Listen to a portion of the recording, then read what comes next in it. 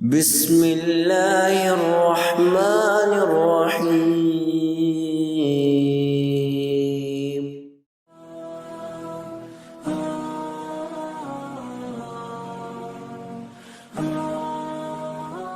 حضرت ابن عباس رضی اللہ تعالیٰ عنہ حضور اکرم صلی اللہ علیہ وسلم سے روایت فرماتے ہیں، آپ صلی اللہ علیہ وسلم نے فرمایا، جس شخص نے کسی فرد یا قوم کی بات سننے کی کوشش کی جبکہ وہ اس امر کو ناپسند کرتے ہوں کہ ان کی کوئی بات سنیں، ایسے شخص کے کانوں میں قیامت کے دن پگھلا ہوا تانبا انڈیلا جائے گا۔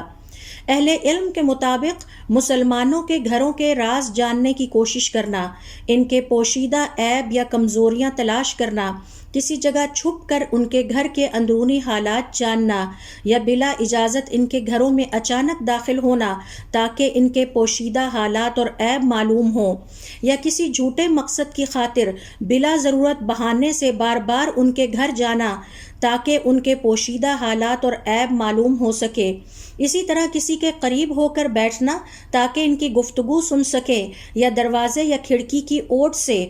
کسی کی گفتگو یا باتیں سننے کی کوشش کرنا، یا پھر ٹیلی فون پر کسی کی گفتگو کان لگا کر سننا، یہ سب وہ مذموم تجسس کی شکلیں ہیں جن کی ممانعت ہماری شریعت میں انتہائی سخت الفاظ میں کی گئی ہے۔